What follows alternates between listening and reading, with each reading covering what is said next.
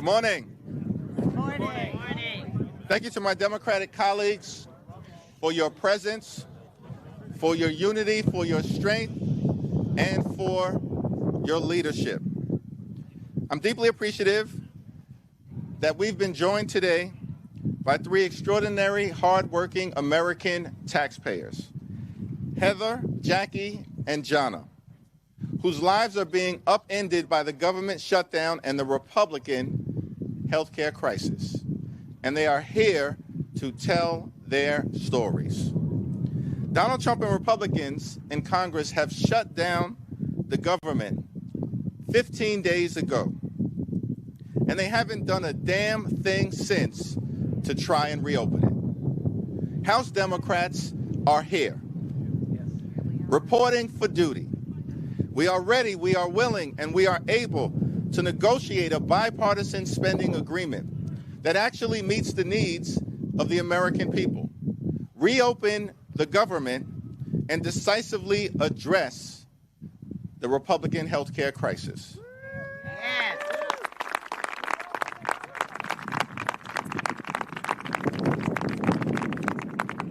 But we also need a common sense partner on the other side of the aisle.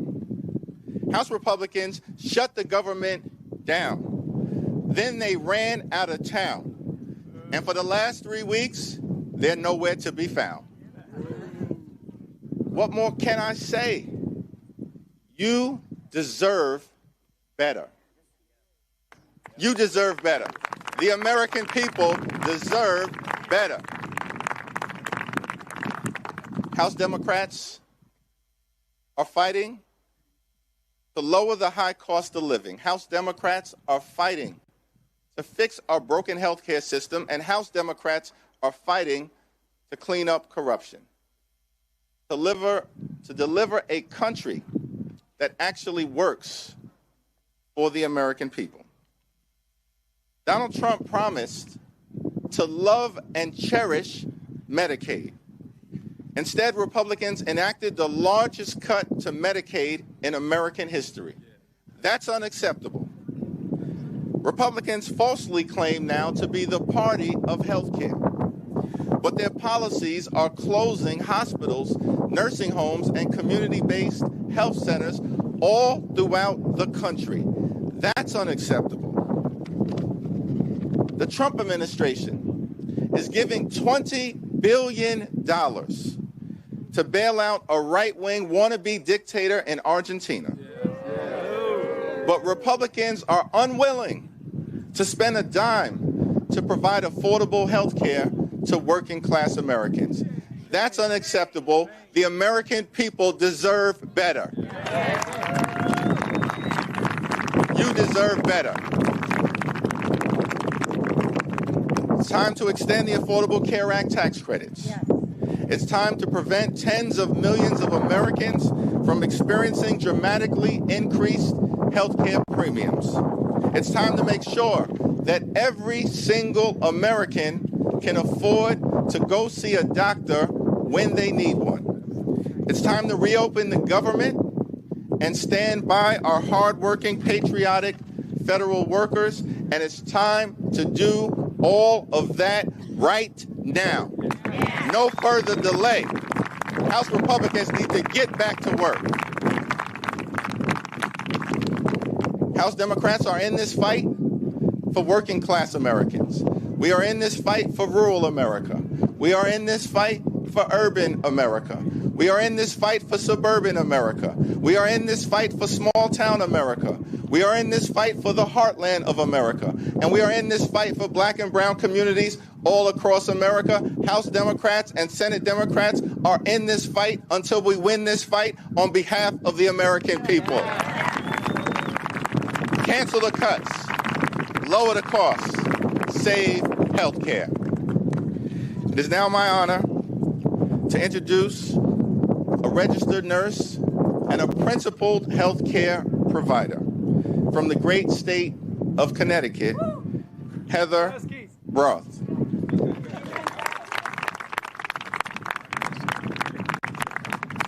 Good morning, Washington, D.C.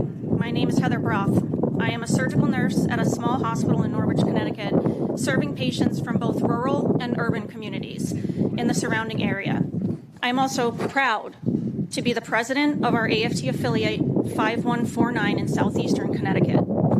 As healthcare workers, we take pride in giving our patients the very best care because that's what they deserve. We've long struggled with a healthcare system that's strained, which is hard, as it is, but we know it could be even worse.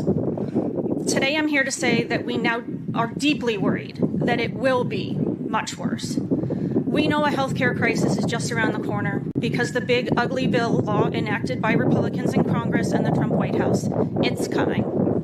This partisan law slashed Medicaid and allowed healthcare tax credits to expire for working families, all while funding tax breaks for billionaires. That may be great if you have money, but it's going to make life harder and more expensive for everybody else, including more than 100,000 people in Connecticut who will face higher premiums if the tax credits expire. Already, our small community hospital has had one of the busiest years to date. And with cold and flu season just around the corner, healthcare workers are gearing up for the worst respiratory season we've seen since COVID in 2020. We have a nursing shortage. It currently takes months to see a primary care provider and forget about getting an appointment with a specialist in under 6 to 12 months. We have patients sleeping on stretchers in our emergency rooms overnight and on stretchers in hallways while waiting for other patients to be discharged. Sometimes we count up to 30 patients sleeping on those stretchers. We call those dynamic days. It's clear that the cuts coming down the pike have the capacity to dismantle and destabilize our currently understaffed and struggling healthcare system. Hospitals and clinics will close or cut essential services, forcing patients to travel further and wait longer for care. Up to 15 million people could eventually lose their healthcare coverage, and millions more will see their healthcare premiums increase. Our communities can't afford groceries right now. How do we expect them to afford significant rate increases to their health insurance? And we know that rural communities will face higher premium increases than other communities if the healthcare tax credits are allowed to expire. Nationally, nearly a quarter of farmers and ranchers get healthcare coverage through plans supported by these tax credits. Entire communities will be devastated if the politicians in charge of Congress and the White House don't take action now. The frontline workers are scared. Everyone who's concerned about their own health or a loved one's health should be as well. Asking our friends and neighbors who can't afford food or rent to pay on average more than double out of pocket for their health insurance premiums is going to force people off their health insurance. That won't stop people from needing emergency care, regardless of whether they live in a blue or red community. Communities will suffer. People will get sicker. It's not at all a stretch to say that some of them are going to die. But instead of working with Democrats to lower healthcare costs, Republicans shut down the government and took a vacation. Many of our patients are hardworking Americans who are about to receive notice that they're losing the tax credit that allows them to afford healthcare, and Republicans are okay with that. Republicans control Congress and the White House. They should return here and do their job.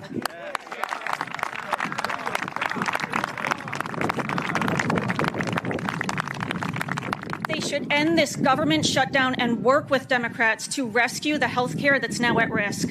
Our patients and communities deserve no less. And now it is my pleasure to yield to one of my siblings in this fight, Jackie.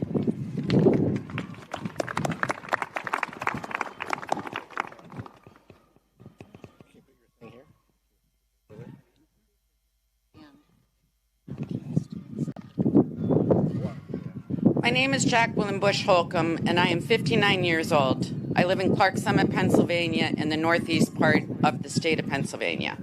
In 2008, my career as a mortgage wholesale lender came to a halt due to the festering mortgage crisis.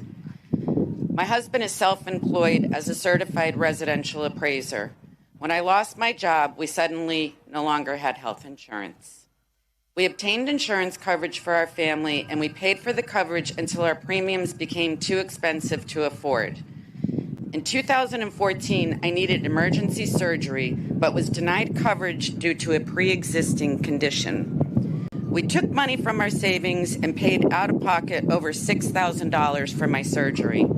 I appealed the cost of my out-of-pocket expense for my surgery and waited for a determination. We continued to drain our savings to pay for our health insurance premiums. While waiting for my appeal determination, our premiums increased dramatically. We were at a point where we could no longer afford health insurance. And then in 2015 came the godsend, the Affordable Care Act. We have received health insurance from the ACA since 2015. I currently work for my husband and his appraisal business. Our income fluctuates due to the real estate market. We update our income for coverage through the ACA accordingly as required. Our annual premium rate fluctuates, and we adjust our budget for coverage as we depend more and more on health insurance as we age. Our premiums are likely to double or even triple next year because of Republican cuts to the ACA. We will not be able to afford this drastic increase, especially since our other costs like food are going up as well. My husband is 62 years old and I am 59 years old. We cannot afford a sudden increase for health insurance, and we will have to go without coverage. We are just one American family having this discussion and realizing that we are taking a gamble on our own lives. We have depended on our health care coverage to keep us healthy, and I am thankful to say we are healthy right now. By forcing us to go without health insurance, Republicans will steal the good health from us that we currently have. Instead of working with Democrats to find a solution, Republicans have shut down the government and fled D.C. I am requesting, pleading, and now demanding that Republicans do their jobs and protect the millions of Americans like me who rely on the Affordable Care Act. Thank you. I will now yield to Jonna.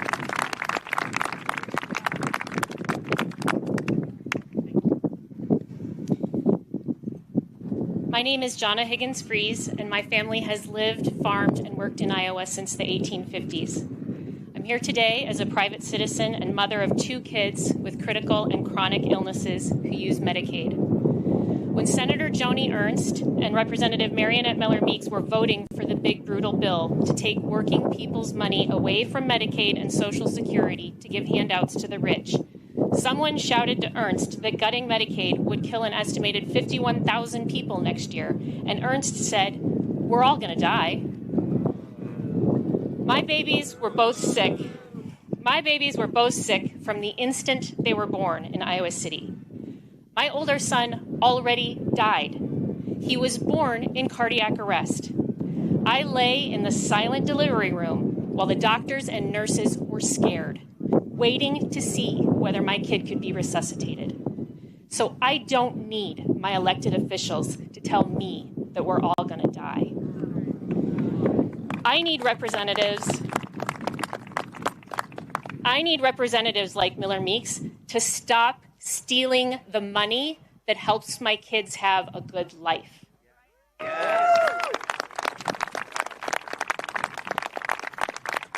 To Representative Mariannette Miller Meeks, who said hell will freeze over before she holds a public town hall or agrees to meet with me and tell me to my face that my kids should just die, I say, you took an oath as a physician to do no harm. But you have shut down the government because you refuse to make sure people can go to the doctor and get their medications. I haven't slept through the night in months. I wake up terrified about a lot of things this regime is doing that hurt the people I love, including how my family can live with these Medicaid cuts. There are 600,000 other Iowans just like me who can't live without Medicaid. That's nearly 1 in 5 Iowans. And many of them don't even know they're on Medicaid because it's been privatized and called Molina, Iowa Total Care, or WellPoint. Or they just know they're on a waiver and they don't even know that's Medicaid. For our kids, Medicaid pays for health insurance and health care as a backup to our private insurance. Medicaid pays for prescriptions. Medicaid also pays for respite care. The state agrees that one of my kids needs 17 to 24 hours of care a day. For the first 9 years, my family, including our neighbors, did that on our own.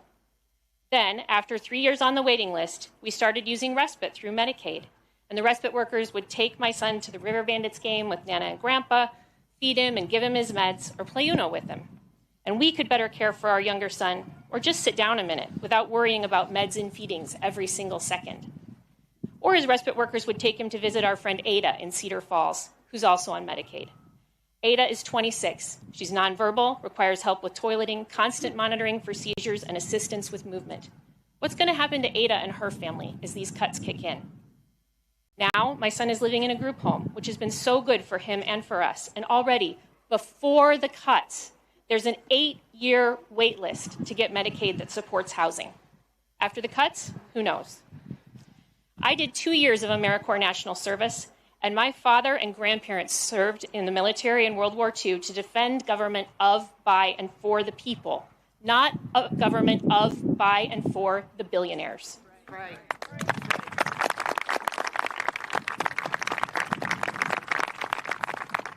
We are the richest country in the history of the world. I don't know why we let Republicans waste our time saying that we can't provide health care for everyone. There's enough for everything for everyone, as long as we don't let Republicans and the rich steal more than half of it off the top. Thank you, Jonna. Thank you, Jackie. Thank you, Heather, for sharing your powerful stories on behalf of the tens of millions of Americans who are in the line of fire as a result of the unprecedented Republican assault on health care in America. It's time to reopen the government. It's time to enact a bipartisan spending agreement that actually makes life better for everyday Americans. Yeah. And it's time to decisively address the Republican health care crisis. Democrats are in this fight until we win this fight for the American people. Thank you all.